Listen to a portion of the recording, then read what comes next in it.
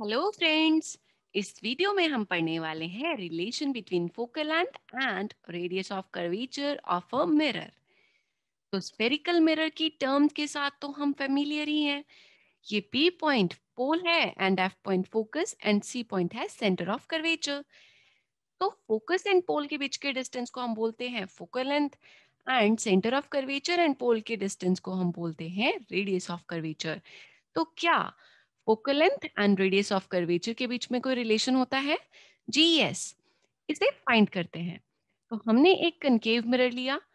यहाँ पे इसकी प्रिंसिपल एक्सिस पे हमने C point centre of curvature लिया, एफ पॉइंट फोकस लिया एंड पी पॉइंट पोल लिया। तो अगर प्रिंसिपल एक्सिस के पैरेलल एक रे इस कनकेव मिरर से टकराएगी तो वो फोकस में से पास होके जाएगी आफ्टर रिफ्लेक्शन। तो यहाँ पे बी पॉइंट पे अगर हम देखें तो एक नॉर्मल सेंटर ऑफ कर्वेचर में से पास हो रही है। तो यहाँ पे नॉर्मल एंड इंसिडेंट रे के बीच के एंगल को हम बोलते हैं angle of incidence and reflected ray and normal के बीच के एंगल को बोला जाता है angle of reflection. And laws of reflection के हिसाब से एंगल आई इक्वल होगा एंगल आर के, यानी कि angle of incidence and angle of reflection दोनों इक्वल होते हैं। तो यहाँ पे हमारे पास एंगल आई एंगल आर के बराबर तो आ गया, लेकिन यहाँ पे अगर हम ध्यान से देखें तो ये एक ट्राइंगल बन रही है, ट्राइंगल बी सी एफ। तो इसमें हमने बी सी एफ एंगल को ले लिया थीटा। यहाँ पे angle I and angle theta दोनों अल्टरनेट एंगल्स हैं। यहाँ क्लियरली देख सकते हैं angle I and angle theta दोनों अल्टरनेट एंगल्स हैं एंड अल्टरनेट एंगल्स हमेशा इक्वल होते हैं। तो हमारे पास एंगल आई इक्वल टू आ गया एंगल थीटा के। तो एंगल आई एंगल आर के भी इक्वल था एंड एंगल थीटा के भी इक्वल आ गया। तो इसका मतलब है कि angle theta and angle R दोनों इक्वल होंगे। अब हमारे पास ट्राइंगल बी सी एफ में दो एंगल्स इक्वल आ गए, angle theta and angle R. अब हम यूज करेंगे ट्राइंगल की एक प्रॉपर्टी जिसके अकॉर्डिंग अगर किसी ट्राइंगल में दो एंगल्स इक्वल होते हैं तो उनकी अपोजिट साइड्स भी इक्वल होती हैं। जैसे हमने एक ट्राइंगल ली, यहाँ पे थीटा की अपोजिट साइड हमने ग्रीन से मार्क कर दी एंड दूसरे एंगल थीटा की अपोजिट साइड हमने ब्लू से मार्क कर दी। तो ये दोनों साइड्स इक्वल होंगी क्योंकि इनके अपोजिट एंगल्स इक्वल है।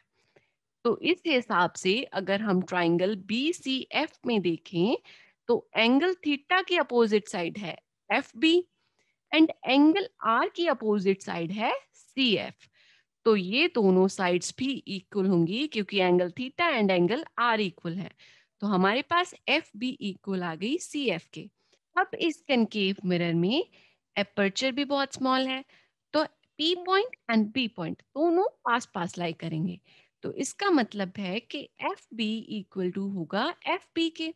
अब एफ बी सी एफ के भी इक्वल है एंड एफ बी के भी इक्वल है। तो इसका मतलब हो गया कि C F and F B दोनों इक्वल होंगे। अब हमारे पास F B and C F दोनों इक्वल आ गए, तो वो दोनों हमने एफ के बराबर लिख रखे हैं क्योंकि एफ है फोकस एंड पी है पोल एंड इसके बीच के डिस्टेंस को हम बोलते हैं फोकल लेंथ यानी कि एफ। तो एफ पी तो एफ के बराबर है and F P C F के भी बराबर है, तो सी एफ भी एफ के बराबर आ गया। अब यहाँ पे हम देख सकते हैं कि centre of curvature and pole के बीच के डिस्टेंस को हमने रेडियस ऑफ कर्वेचर बोला था। तो यहाँ अगर हम देखें तो C F plus P F मिलके हमें सी पी दे रहे हैं। तो यहाँ पे हम लिख सकते हैं F plus F is equal to R, यानी कि 2f is equal to are होगा।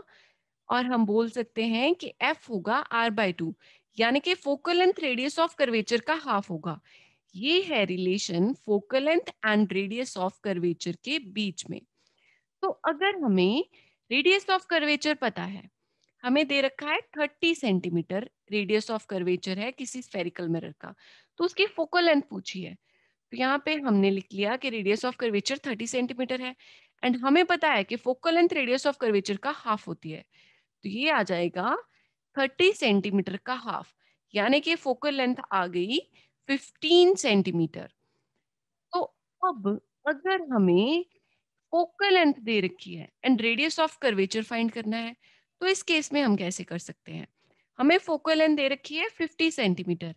हमें रिलेशन बताया है कि focal length radius of curvature का हाफ होती है and radius of curvature focal length का डबल होगा। तो यहाँ पे फोकल लेंथ है 50 सेंटीमीटर, तो रेडियस ऑफ कर्वेचर उसका डबल हो जाएगा यानी कि 100 सेंटीमीटर।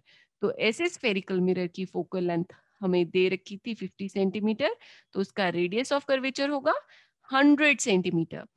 तो आज हमने सीखा कि focal length and radius of curvature के बीच का रिलेशन क्या होता है। अगर हमें फोकल लेंथ गिवन है तो रेडियस ऑफ कर्वेचर कैसे फाइंड कर सकते हैं, एंड अगर रेडियस ऑफ कर्वेचर गिवन है तो फोकल लेंथ कैसे फाइंड कर सकते हैं। I hope you have enjoyed learning relation between focal length and radius of curvature of a mirror. Thank you and keep watching.